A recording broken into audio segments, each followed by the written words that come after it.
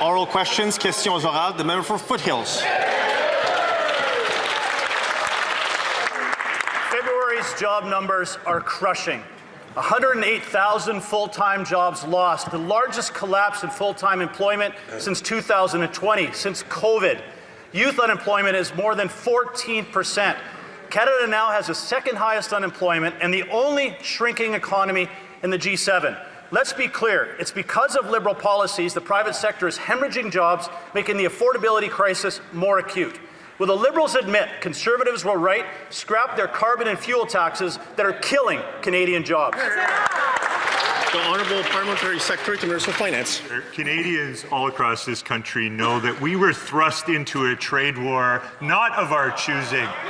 Our government is doing everything in its power, using every lever at our disposal to support the Canadian economy and insulate it from further shocks that are, again, beyond our control. What we are doing is diversifying trade. While the Leader of the Opposition was trotting around London, giving speeches on free markets, trying to impress Liz Truss, our Prime Minister was signing tens of billions of dollars in new trade deals to create more opportunities for Canadians. The Honourable Member for Foothills. The numbers don't lie. The levers that the Liberals are pulling are obviously wrong. 73,000 private sector jobs lost, youth unemployment at more than 14%. It is clear that young Canadians are being locked into the workforce, can't afford housing, and can't afford food while the Prime Minister jet sets to cocktail parties with global elites. Will the Liberals admit that their policies and fiscal plan has failed? Will they adopt the Conservative Youth Jobs Plan that will give Canadian youth hope to build a future here at home? Hear, hear. The Honourable Parliamentary Secretary to Minister of Finance. They will never adopt a Conservative plan because they don't have a plan. That's right. They don't propose anything that works on behalf of Canadians that will deliver results for them. Our plan is the plan that we're following. Right. That's the plan that Canadians voted for. That's the plan that's working to create jobs for Canadians. And yes, there's choppy waters. We're in a trade war that was not of our choosing, but we're using every lever at our disposal to ensure that Canadians can get ahead. Hear, hear. We've offered affordability measures and are signing tens of billions of dollars of new trade agreements to create opportunities for all Canadians. Honourable Member for Barrie South Innisfil. Well, the Prime Minister travels the world promoting Brookfield's interests like he's their PM, portfolio manager. Here at home, shocking is the only way to describe this morning's job numbers. 84,000 Canadians lost their jobs in February. 108,000 jobs were lost in full-time work, while private sector employment fell by 73,000. Employment mostly fell among men aged 25 to 54, the core working age group, and young people between the ages of 15 and 24. Why can't the Liberals finally admit everything they're doing is an illusion and it's failing Canadian families and young people? The Honourable Minister for International Trade. Mr. Speaker, our overseas efforts are delivering concrete results. Last week in India, we secured a $2.6 billion uranium deal. This is not about the billions, it's about the 90,000 plus nuclear workers in Ontario that it's powering. In Australia, the Prime Minister secured a commitment of $10 billion to build major projects across this country.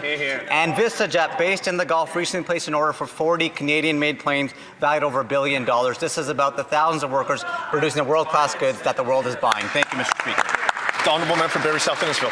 Meanwhile, Mr. Speaker, here at home, our people want to work. They want to produce and they want to provide for their families. Young people want a family and a home for their kids to grow up in. And because of the last 11 years of Liberal failures, a generation has lost hope that that will ever happen. Today's job numbers are a national crisis. Maybe the Prime Minister can focus once not on his Brookfield interests abroad, but what's happening here at home and work with Conservatives to solving this job crisis impacting Canadian families and our young people. The Honourable Secretary of State for the Canada Regulations and Financial Institutions. Mr. Speaker, while their leader tours Europe trying to reboot his image for the fourth time, our Prime Minister just returned from Indo-Pacific, signing trade deals with world leaders. Let's talk about $2.6 billion in uranium for Saskatchewan. Wow. Premier Mo certainly supported it. We didn't hear a word from any Saskatchewan MP on that side. Nope. On this side of the House, we're serious about building the strongest economy in the G7. It's time for that leader, that party, to stop the rhetoric, stop the obstruction, help us build Canada strong. Thank you, Mr. Speaker. The honourable member for Bellechasse, Les Échemins-Lévis. Mr. Speaker, the February's job report is concerning. In just 1 month, this government has seen 108,000 full-time jobs lost. This is our worst decline since the 2020 pandemic. While our G7 partners are moving forward, Canada is the only economy that is falling behind. We're still waiting for the results this government promised Canadians. The Liberals' economic policy is a failure.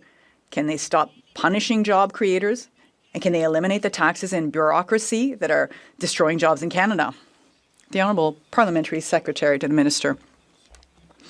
Mr. Speaker, of course, the jobs result of the last couple of months are negative, and we're aware of this. Why? Why are we here? There is a trade war with our American neighbors. That's something our Conservative friends across the way have a hard time understanding, because it's difficult to send our exports to Canada. Businesses will not invest, and that's the heart of the problem, not Canadian taxes, American tariffs. The honourable member for Bellechasse, Les Échemins-Lévis. Businesses don't invest because there's no confidence. Young people are victims of the government's economic incompetence. In February, youth unemployment climbed to over 14%. In Quebec, 57,000 jobs disappeared in just 1 month. If young people don't have jobs, it's because Liberal policies aren't working. While the Liberals pat themselves on the back, our young people are wondering how they're going to pay the rent. Will the government stop denying the obvious, listen to the Conservatives, and implement our plan? We give them all of our ideas. Why don't they implement them? Thank you, Mr. Speaker. Implementing the Conservative plan. But what plan? There is no plan, because for the Conservatives, everything has to do with the industrial carbon tax. That's it. That's all. Come on. We announced an industrial policy for defense, a defense industrial policy that is of great deal of interest on the part of SMEs in Quebec and Canada. We massively invested. The Prime Minister announced investments in the North, in infrastructure. We are currently transforming the Canadian economy. The honourable member for Berthier-Masquinongé. Mr. Speaker, at the start of the conflict in Iran, Tehran launched dozens of airstrikes. All were publicly disclosed, except for the one targeting the Canadian military camp in Kuwait, where still the same Ali al-Salem base, which houses the Canadian military camp, also hosted Italian forces. That very day, Italy publicly said so, but not Canada. Canada concealed this strike for 2 weeks. It didn't even mention it during a House debate on the conflict that the government asked for itself. Why is the whole world informing its citizens except for Canada? The Honourable Parliamentary Secretary. Mr. Speaker, I think we should all prioritize the safety and security of our Canadian armed forces and not expose them to unnecessary risk. Now, we have people, courageous, brave men and women who are operating in a war theater where Iran is launching missiles and drones for operational safety reasons. These disclosures cannot be made. The member for Masquinongé. Mr. Speaker, the Liberals cited operational security as an excuse for their silence, but we're just asking for the same information that other countries are sharing. It would just make sense to inform the public when Canada is under attack. And people are asking, why did the Prime Minister blindly support Donald Trump? Why is he changing his mind every other day? They don't know why. Canadians don't know why he hides the attack on the armed forces. Does the government realize that this undermines public trust? Mr. Speaker, I think the most important thing is for all Canadian Armed Forces members in the region be safe and sound. our priority as a government and our priority as parliamentarians should be to prioritize the safety and security of our Canadian Armed Forces who are operating in a war theatre right now. So, Madam Speaker, for our government, the priority is always to focus foremost on the health and safety of our forces. Mr. Speaker, the war in Iran began when the Prime Minister was away on a trip. After backing Washington, he refused for days to hold a press briefing with the media accompanying him on the tour. Upon his return, he boycotted a debate on the conflict, even though the Liberals had called for it. He refuses to explain his silence regarding the Iranian strike against Canadian troops. And today, he's off to Europe again. Does he understand that on an issue as major as the war he supported, he needs to answer questions? Mr. Speaker, the Prime Minister's been clear. Canada was not consulted, did not participate, and has no intention of participating in offensive strikes against Iran. We support efforts to end the Iranian nuclear program and the decades of state-sponsored terrorism. Canada's priorities are clear. The Prime Minister said civilian infrastructures need to be protected, international law must be respected, and we will defend the safety of Canadians regardless of where they find in the world. Thank you, Mr. Speaker. Honourable Member for Calgary-Coalfoot. Mr. Speaker, this morning's job numbers are a scathing indictment of this Liberal government's economic performance. 108,000 full-time jobs lost, the largest one-month drop since the beginning of COVID, and youth unemployment is now over 14%. We have the only shrinking economy in the G7, and we have the second highest unemployment. So, will the Liberals accept our Conservative proposals, including our youth jobs plan, and remove the taxes, red tape, and bureaucracies that are killing Canadian jobs? The Honourable Minister of Artificial Intelligence and Digital Innovation. Mr. Speaker, as the Honourable Opposition knows, there's a war raging that's affecting prices everywhere. In this chaos, Canada's in a strong position. Why? Because we prepared. We invested in jobs and industries like auto, steel, and aluminum. We made sure to keep life affordable for all Canadians with our food, groceries, and essentials benefit for 12 million Canadians. We're cutting taxes. You know why, Mr. Speaker? We have a plan. Preparing before a crisis is our way. Complaining after a crisis is theirs. Get on board. The Honourable Member for Calgary-Crowfoot. Mr. Speaker, talk about before the crisis. For 10 years, this Liberal government has passed anti-development laws, run up the national debt, driven down productivity, driven up the cost of living, bloated the bureaucracy, enriched Liberal insiders, and made Canada the only G7 country with a shrinking economy. Today's job numbers are the result of a decade of failure and lost opportunity, and this Liberal Prime Minister is still taxing, spending, and regulating like the last one. So will they commit today to cut taxes and regulations so Canadians can get back to work? The Honourable Minister of Artificial Intelligence and Digital Innovation. Breaking news for the Honourable Member. We cut taxes for 22 million Canadians.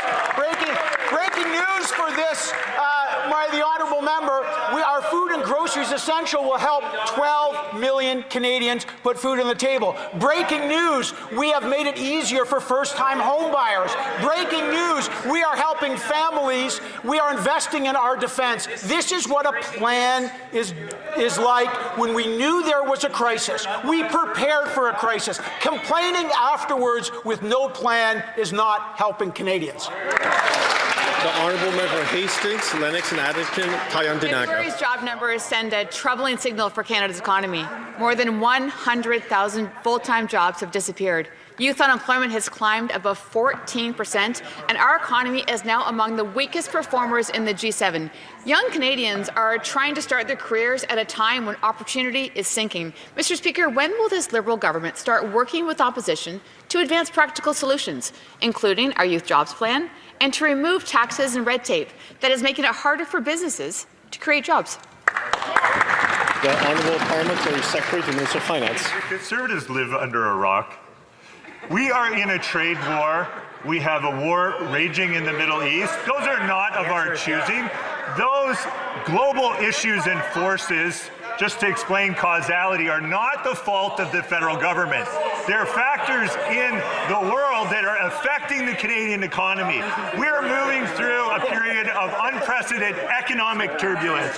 Canadians don't want politicians to stand up in this House and celebrate job losses for political gain. They want a serious government doing serious work to help them get ahead, and that's what we're doing. The Honourable Member for Hastings, Lennox, Nannican, Tyne-Denaga. Mr. Speaker, February's job report demands serious attention.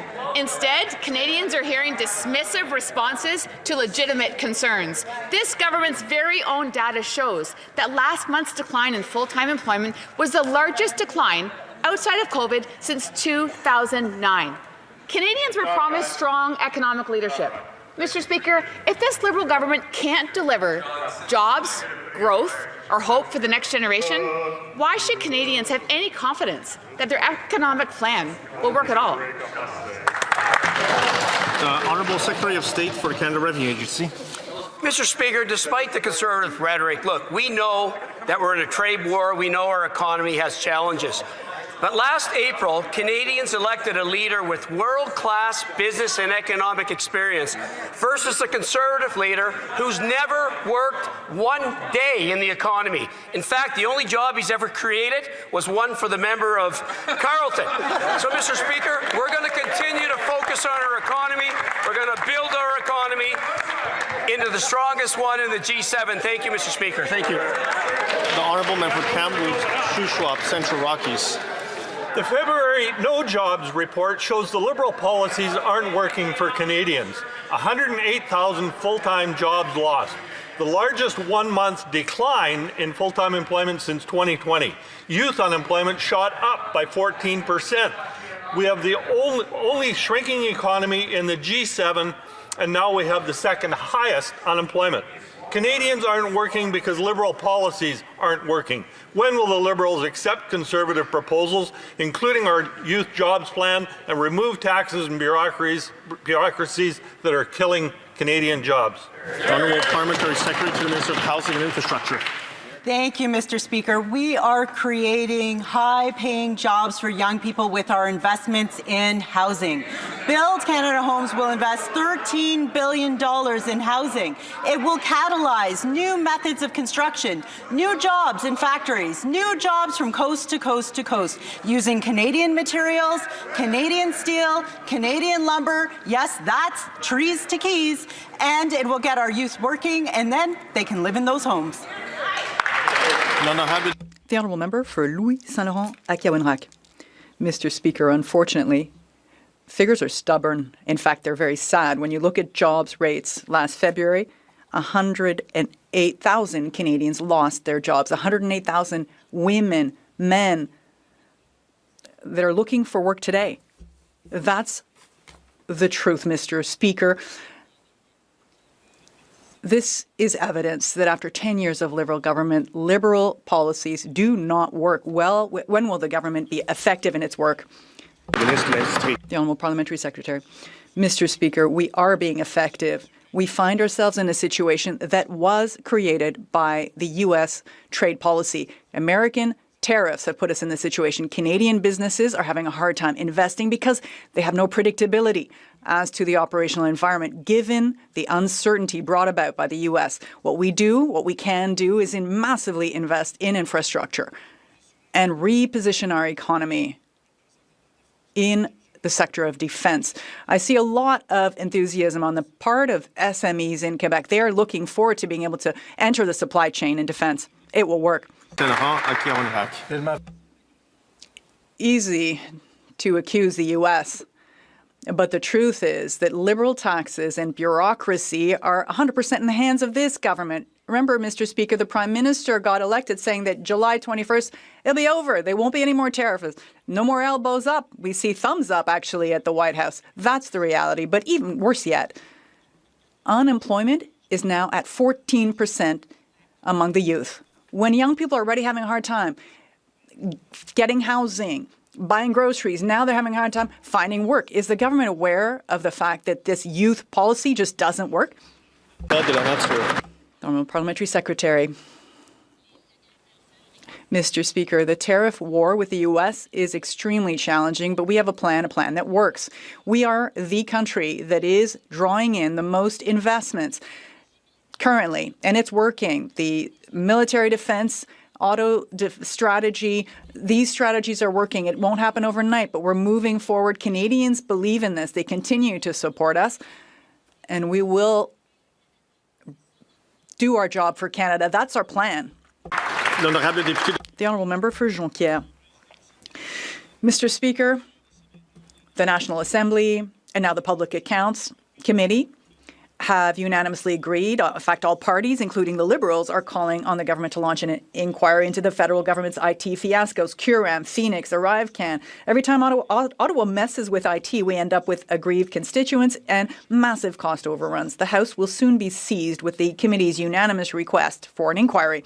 But let's move on. Will the government respect these unanimous views and launch a public and independent inquiry? The Honourable Parliamentary Secretary. Thank you, Mr. Speaker. 7.7 million seniors receive their benefits in time, in a timely way, no mistakes. Yesterday, we provided a briefing to all members of the opposition that wanted to attend, and they shared all the technical problems. The briefing session actually disclosed all of that. If you have any other problems, further issues, further cases you want to discuss with me, I would be happy to answer your questions. A reminder that you must go through the chair if you use vous in French. The honourable member for Jonquière. Mr. Speaker, while the Liberals continue to bury their heads in the sand, 85,000 retirees are still unable to access their old day pensions because of Curam. As for Phoenix, after 10 years of problems, the Civil Servants Union revealed 2 weeks ago that there are still 233,000 cases to be resolved. These are not just statistics. These are people who deserve an end to these fiascos. When will there be a public and independent inquiry? The Honourable Parliamentary Secretary. Thank you, Mr. Speaker. As I already stated, 7.7 million people, seniors, are receiving their benefits in a timely way. The former system was fragile. It was expensive, and maintaining it would have been catastrophic. It would have led to an operational failure where no one would have received benefits. We're working on solutions, Mr. Speaker. Honourable member for Kenora-Kawatinuk. The February jobs report is dire news for Canadians, Mr. Speaker. Canada lost 108,000 full-time jobs in February. This is the largest one-month decline in full-time employment since COVID. Further, we saw 73,000 job losses in the private sector, and youth unemployment shot up to over 14%. Under these Liberals, Canada has the only shrinking economy in the G7 and now the second highest unemployment in the G7 as well. So, Mr. Speaker, when will the Liberals listen to Canadians and the plan that we've put forward to remove taxes and the bureaucracies that are killing jobs in Canada? Hear, hear. The Honourable Parliamentary Secretary. Obviously, the jobs data that came out this morning, Mr. Speaker, is unfortunate, but the Conservatives can fixate on month-to-month data. They never mention, or their script never recites, anything on long-term trends. What did we see just a few days ago? An announcement very clear in Bloomberg. My colleague can go look at it. The largest amount of foreign investment that Canada has seen since 2007 secured for this country. That means jobs. That means opportunities for young people in particular. What did we see yesterday? A huge investment in Canada's north. Ports, airports, the construction of the Mackenzie Valley Highway, and the securing of Canada's north. That's how you build Canada. The honourable member for Kenora-Kawatinuk. Mr. Speaker, the difference between the Liberal rhetoric and the realities facing Canadians is stark. Canadians aren't working because Liberal policies aren't working. We have the only shrinking economy in the G7 and now the second highest unemployment in the G7. And to make matters worse, Mr. Speaker, Canada has the highest food price inflation in the G7 on top of it. We are leading in all of the wrong categories. So when will the Liberals remove the taxes and bureaucracies that are killing jobs in Canada and driving up the cost of living? Parliamentary Secretary.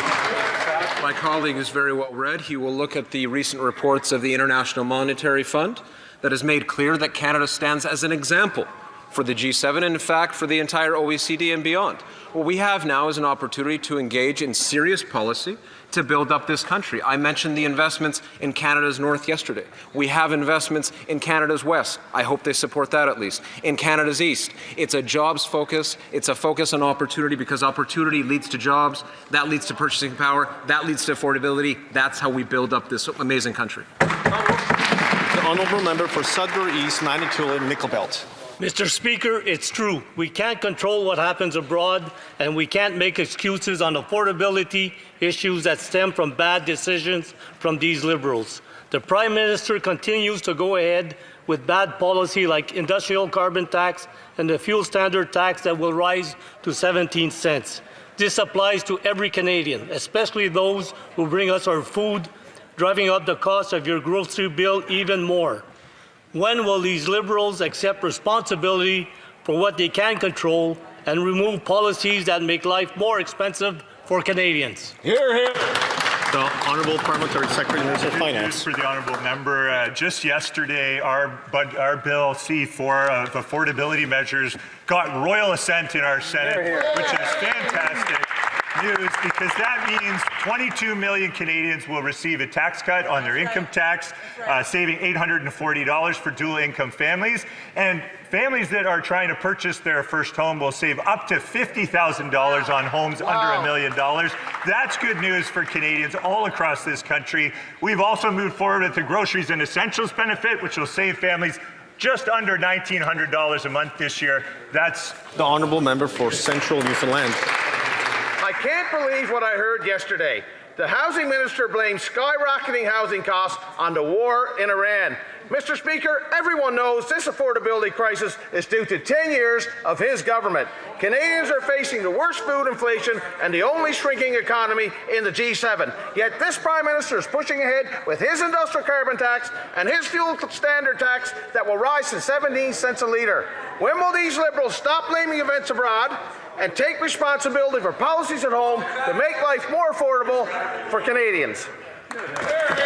The Honourable Parliamentary Secretary, Government House Leader. Yes, thank you, Mr. Speaker. Welcome back to the member opposite. The last time we heard from that member, Mr. Speaker, you'll recall we established a permanent national food program for 400,000 children. What was his response? He said it was garbage, Mr. Speaker. How dare he stand up and talk about affordability, and yet when we want to feed children, what does he say? He calls the program garbage. Silliness. That's what the member's all about, Mr. Speaker. Get on board. Support the budget.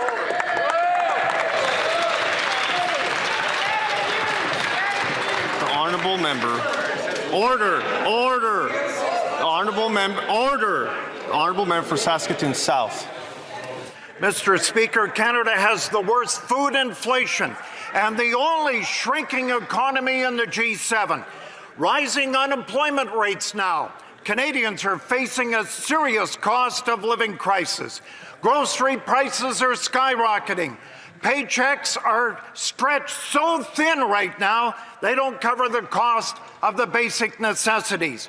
Canadians deserve an economy where hard work pays off. When will these Liberals take responsibility for their punishing taxes and their policies? The Honourable Secretary of State for the Canada Revenue Agency. Mr. Speaker, we're going to continue to fight for Canadians like Paul Britt, Steve McQueen, Pat Allen, Gordie Vale, and Canadians from coast to coast to coast. On this side of the House, we're going to focus on building the strongest economy in the G7. And you know what, Mr. Speaker? We have one of the fastest growing economies in the G7, best net debt to GDP in the G7, one of the best credit ratings in the world. Wages are outpacing inflation. Mr. Speaker, Canadians made a choice. They elected a leader with strong economic and business credentials versus a leader, conservative leader, who has never worked one day in the economy. Thank you. The honourable member for Labrador. Mr. Speaker, Canadians know that building a stronger economy means opening new markets and bringing investment home. From advancing major projects to attracting billions in investment to creating new demand for Canadian manufacturing, International trade is creating real opportunities for workers here at home, including opportunities in our aviation, aerospace, and defence sectors and Canada's seafood sector. Can the Minister of International Trade update the House on how our government's work abroad is delivering investments and jobs for Canadians? Thank you, Mr. Speaker. Honourable Minister of International Trade. Mr. Speaker, the people of Labrador have sent a strong champion here in Ottawa, and together we're unlocking new global opportunities. In China, we achieved tariff relief on crab and lobster, welcomed by harvesters across Newfoundland and Labrador. In Australia, the Prime Minister secured a $10 billion commitment to build Canada. In the Gulf, VistaJet ordered 40 Canadian-made airplanes worth over $1 billion. Together, these wins are unlocking opportunities and jobs in construction, aerospace, fisheries, seafood, and more. Mr. Speaker, this is how we build Canada strong. Nice. Honourable member for Lakeland. Said, quote, "A crisis is a terrible thing to waste. It takes 20 years to get a mine built in Canada, while the U.S. approves mines on federal lands in 28 days under emergency crisis rules. Canada sends rare earths to Beijing that controls 90% of world refining and processing, while C-69 blocks the Ring of Fire with endless regional assessments. Sounds like a waste of a crisis to me. So when will the PM approve the Ring of Fire permits so the private sector can build mines here at home?" The Honourable Parliamentary Secretary to the Minister of Energy and Natural Resources. Mr. Speaker, I sit on the Natural Resources Committee with the Honourable Member. She knows too well how complicated it is, and to do a project like the Ring of Fire, which is actually a multiple project. We're working with the Government of Ontario. We've already started to work with them on the road to access the Ring of Fire because it requires major infrastructure to get to the Ring of Fire. So she should understand that. Thank you, Mr. Speaker. All members for Lakeland. But 4 years after these Liberals' fake critical mineral strategy, not 1 inch of road exists to the Ring of Fire. Nothing on the 2 First Nations-led roads to get it done. Liberals let both foes and allies into Canada's backyard while they drag timelines the rest of the world rejects. The Ring of Fire would connect globally strategic minerals to First Nations, manufacturers, Canadians, and our allies. It's always been true, but with new global conflicts, the world needs Canada's minerals. So for the love of God, when will the Liberals unlock the Ring of Fire for affordability, sovereignty, security, and self-reliance before it's too late? Hear, hear. The Honourable Parliamentary Secretary to the Minister of Energy and Natural Resources. Mr. Speaker, I found it very interesting that the member talks about benefits for the First Nation, and what they would like us to do is to bulldoze, ignore the constitutional rights of the First Nation. So I don't understand what they're saying. Help them or follow the rules? There, good point. Order. The member got a question. The member got a response. The member for Regina Wascana. Mr. Speaker, the Minister of Natural Resources promised that Canada would do its part to help release oil reserves in order to stabilize the market. But Canada doesn't have a strategic oil reserve, in part because of Liberal energy policies that have kept Canadian oil and gas in the ground. Conservatives have proposed a strategic oil stockpile that will allow us to fuel our friends abroad, power paychecks at home, and diversify our trade. Will the Liberals adopt our plan so we can be stronger at home while building unbreakable leverage abroad? Honourable Parliamentary Secretary, Minister of Energy and Natural Resources. Mr. Speaker, let me explain something to the member opposite. A strategic reserve is for importing countries. We are an exporting country. And guess what? We have centuries worth of reserve in this country. Thank you, Mr. Speaker. Excellent job. The Honourable Member for Regina Wascana. Speaker, we should be and exporting it to the rest of the world. Unfortunately, the Liberals have killed the Northern Gateway Pipeline, the Keystone XL Pipeline, the Energy East Pipeline, all of which could be exporting Canadian oil at $100 a barrel to the rest of the world. How much higher does the price have to go before the Liberals flip-flop again and admit that there is a business case for exporting Canadian oil and gas to the world? The Honourable Minister of International Trade. Speaker, Canadian energy is bringing the world to our doorstep. The LNG Canada project alone is linking Canadian natural gas to major energy markets in Asia, to Malaysia, Singapore, Japan, South Korea, Vietnam, China, and more. These partnerships show that Canada's energy is respected and it creates good jobs here at home. That's exactly what we're doing to get more energies to new export markets around the world. Member for Red Deer. Mr. Speaker, Canada should be standing ready to provide our energy both within our borders and to global allies. But a decade of Liberals leave-it-in-the-ground policies have hampered our energy industry, divided our country, and left Canada as the only G7 country without a strategic oil stockpile. Conservatives have a plan for a strategic energy and mineral reserve to control the distribution of our resources around the world. Will the Liberals adopt our Conservative plan so we can be stronger at home and build unbreakable leverage abroad? Yes. The Honourable Parliamentary Secretary, Government House Leader. Mr. Speaker, let's get a reality check. The Conservative plan, when his leader was in government, they didn't even construct 1 inch, not 1 inch of pipeline to the tidewaters. That's the truth, Mr. Speaker. And you want us to follow that? Order. I cannot hear the Parliamentary Secretary. Order. I will let the Parliamentary Secretary. Order. Now I'm going to let the Parliamentary restart from the beginning so I can hear the response, and then we will continue. The facts. You cannot change history. Not 1 inch of pipeline was constructed while he was as the leader of the Conservative Party when they were in government. Not 1 inch to tidewater, Mr. Speaker. Now contrast that to this government where we have record amounts of oil and gas being exported. Look at LNG alone, Mr. Speaker. This is a government that realizes the potential of the prairies, unlike the Alberta MPs that stand up and do nothing. They don't even listen to Daniel Smith. Shame on you. Hear, hear.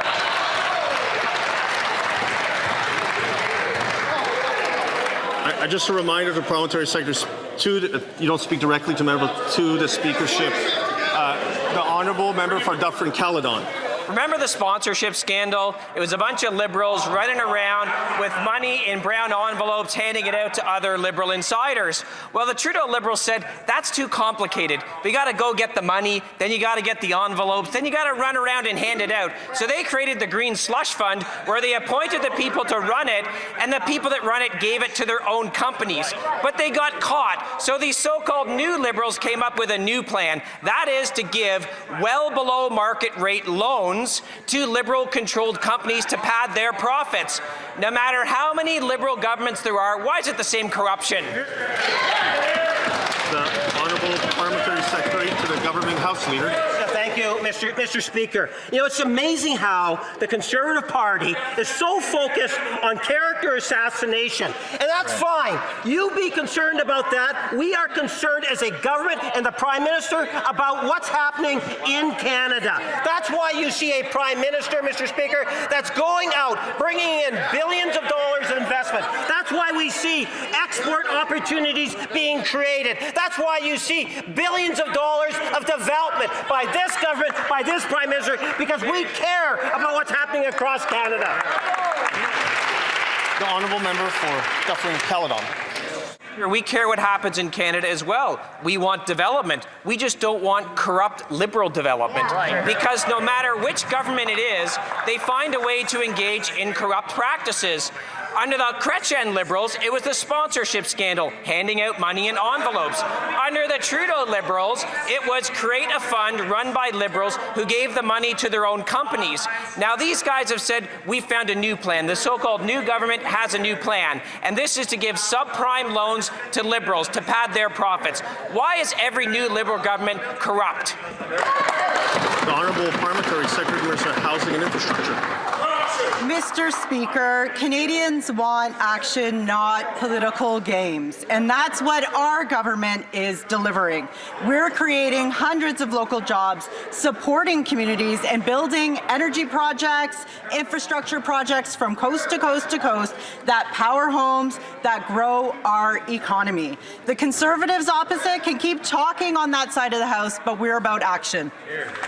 L'honorable député de Montmorency. The honourable member for Montmorency-Charlevoix. Thank you. At a time when families are struggling to pay the bills. It's funny, the Liberals always seem to be able to find hundreds of millions of dollars to help their well-connected friends. It's pretty clear in Canada, if you want to succeed today, you have to be a Brookfield shareholder or be friends with the right people in the Liberal Parliament. The Liberals gave a $206 million loan to well-connected friends for a wind farm in Nova Scotia. But another project that started around the same time and that got its funding from the private sector. So why is it that with the Liberals, it's always Canadians who pay the bill? The Honourable Parliamentary Secretary. Mr. Speaker, this is a project about clean energy, job creation, and economic growth. It was approved under an arm's length process directed by civil servants who are nonpartisan. Even the Nova Scotia Progressive Conservative government supports this project. And we can see why. It will create hundreds of good jobs for Nova Scotians. And it will strengthen local communities. The honourable member from Montmorency-Charlevoix. Mr. Speaker, it's because of news like this that people are losing trust in our institutions. The government tells us that there was no favoritism. But it's actually very clear what happened. Can they say today that no minister, no member of cabinet, no Liberal insider actually took part in this process? Will they make all of the documents linked to this public? We're talking $150 million in federal subsidies and $206 in a sweetheart deal. So Canadians, Quebecers have a right to know. The Honourable Parliamentary Secretary. Thank you, Mr. Speaker. I think maybe what we should do is to give a tangible example for members opposite. When we talk about investing in Canadians, investing in Canada, making Canada a stronger and healthier nation, a good example of that is the major projects, in which we are seeing projects, whether it's LNG in BC, mining in Saskatchewan, the expansion of the Montreal port in Quebec, nuclear energy, $60 billion plus. That's how you invest in Canada, and it's something in which we should all be proud of, Mr. Speaker. The honourable member for Longueuil-Saint-Hubert. Mr. Speaker, our government has a clear mandate to strengthen the viability of the immigration system. I know that the minister is working very hard, cooperating with Quebec. The minister is seeking to support Quebec businesses and to fulfill our mission of building the strongest economy in the G7. We are aiming to reduce the number of temporary residents by the end of 2027, but we also know that Quebec employers need stability. Can the minister inform this House about how our government is going to support the transition of essential workers? The Honourable Minister of Immigration. I'd like to thank the member for Longueuil-Saint-Hubert. We understand the challenges that businesses and communities are facing. But good news, I am working hard with Quebec on a solution. And today, we have announced a new policy to help transition essential workers into permanent residence so that they can contribute up to an additional year in Quebec. We respect the mandate we received and we are listening to Quebecers. Thank you. The honourable member for Cambridge. Mr. Speaker, copper theft is not an innocent crime. When vandals target essential infrastructure like cell towers and power transformers, they're not just breaking the law, they're putting human lives at risk. Copper theft literally leaves people in the dark and stranded when they need help the most. Last year in the Cambridge area alone, there were at least 15 cell service outages linked to these crimes, leaving residents unable to call 911 in an emergency. Do these Liberals realize that copper theft poses a significant threat to public safety and agree that the House of Commons should take action now to protect our communities? Honourable L'Honorable Secrétaire parlementaire du ministre de la Sécurité publique. The Honourable Parliamentary Secretary to the Minister of Public Safety. Mr. Speaker, I'd like to thank my colleague for her question. It is an important one. The government is concerned about copper theft. It is an essential material for communications. And to ensure that we are protecting telecommunications safety. We are taking strong measures. We have spoken with the RCMP and police services. We are carrying out investigations to prevent these crimes. Mr. Speaker, I appreciate the response from the member opposite, but there's more we can be doing. With Bell Canada designating Cambridge as a hotspot for copper theft, it is a real and ongoing risk for people in my community who depend on reliable power and cell service, especially during emergencies. The experts are clear. We need tougher penalties for thieves and vandals, deterrence for repeat offenders, and concrete steps to stop stolen metals from being sold on the black market. Do these Liberals agree that these are common sense measures to stop copper theft? And will they commit to working with Conservatives to put these priorities into law? The Honourable Parliamentary Secretary. Mr. Speaker, I'd like to remind my colleague that Bill C-14 will make sentencing more severe for repeat offenders. And I am prepared to discuss this topic with my colleague to see if we could do more on this specific offence, copper theft. Mr. Speaker, my private member's bill C-243 is being read for the second time today. It's a common sense bill. It will lessen the anguish of those who've had loved ones stolen from them by murderers. This Conservative bill would reduce annual parole hearings for murderers from every year to every 5 years. Parole hearings are traumatizing. This is a compassionate law supporting the loved ones of murder victims, and it's endorsed by thousands of Canadians and police nationwide. So will these Liberals stand up for victims? The Honourable Parliamentary Secretary to the Minister of Justice and Attorney General of Canada. Mr. Speaker, these crimes that are being committed practically on a daily and weekly basis are simply unacceptable. We are committed to be able to put forward robust laws to be able to tackle these issues, and it would be a pleasure for me to sit down with the member and go over his PMB. We will certainly engage in making sure that Canadians are always protected. Honourable Minister Cardigan. Mr. Speaker, it's a privilege to rise here today to represent the people of Eastern PEI. And like many residents of Canada, they're frustrated by the trend of increasing banking fees and charges. Our government has taken action by capping non-sufficient fund fees. These can run as high as $50 and impact mostly low-income Canadians. In many cases, these fees add up to hundreds of dollars over the year. Can the Secretary of State for the CRA and financial institutions outline what this measure means for Canadians? Honourable Secretary of State for the CRA and financial institutions. Mr. Speaker, I want to thank my friend from Cardigan for the great work he does in this House and in his riding. We are focused squarely on making life more affordable for Canadians, and that's why yesterday we capped non-sufficient fund fees that banks charge at $10. Wow. Before this measure came into place, fees were as high as $50, and Canadians could be charged multiple times a day. It's not going to happen anymore, and it means that more vulnerable Canadians will save hundreds of dollars per year. We are focused on making life more affordable for Canadians, Mr. Speaker. Thank you. The Honourable Member for Similton South Okanagan West Kootenay.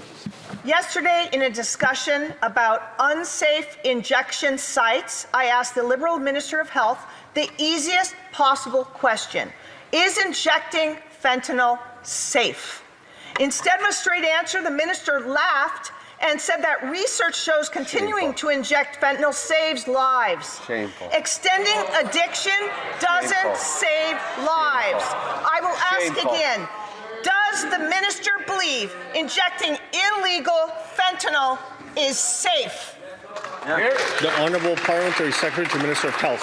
Thank you, Mr. Speaker. Let me set the record straight. Fentanyl is a controlled substance, and that member knows that physicians use fentanyl in an extremely controlled environment to treat patients.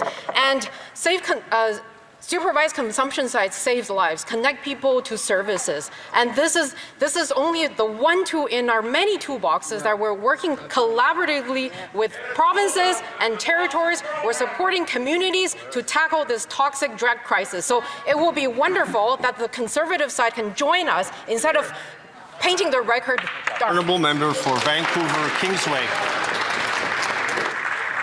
In Davos, the Prime Minister declared Canada will live the truth by acting consistently, applying the same standards to allies as well as rivals. Mr. Speaker, Canada has rightly condemned Russia's invasion of Ukraine as illegal, yet the Prime Minister is supporting the United States and Israel as they wage an equally illegal war on Iran.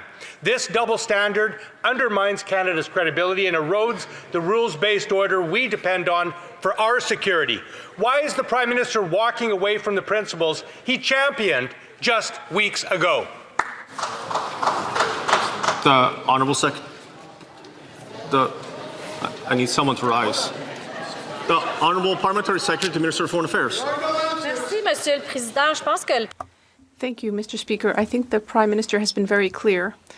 International law must be respected. Currently, events are occurring. Mr. Speaker, I don't know if this is about the sanctions that were raised by the Americans on Russian oil. But we, of course, condemn Iran's strikes on civilian infrastructure, especially energy and maritime infrastructure throughout the Middle East. We know that Russia is trying to take advantage of the increase in prices, and Canada is against that. The honourable member for Rosemont-la-Patrie. Hi, Grandma. It's your grandson. I need your help. I just need your PIN. We all know how that story goes. With AI, we see worse and worse banking frauds and scams, and now your bank would tell you that they can't do anything to help you because you voluntarily gave your info to the scammers. Even though you're the victim, it's supposedly your fault, even though banks are supposed to protect us. The Prime Minister used to be a banker. What does he think of this? Should he make banks responsible for these scams? Will he help average people, or will he help his friends at the banks? The Honourable Parliamentary Secretary. Well, I'm very pleased to say that recently we've created a new agency that will combat organized crime, money laundering, and the types of scams that my colleague was talking about. That's all going to be part of the agency to fight financial crime and money laundering. Question period.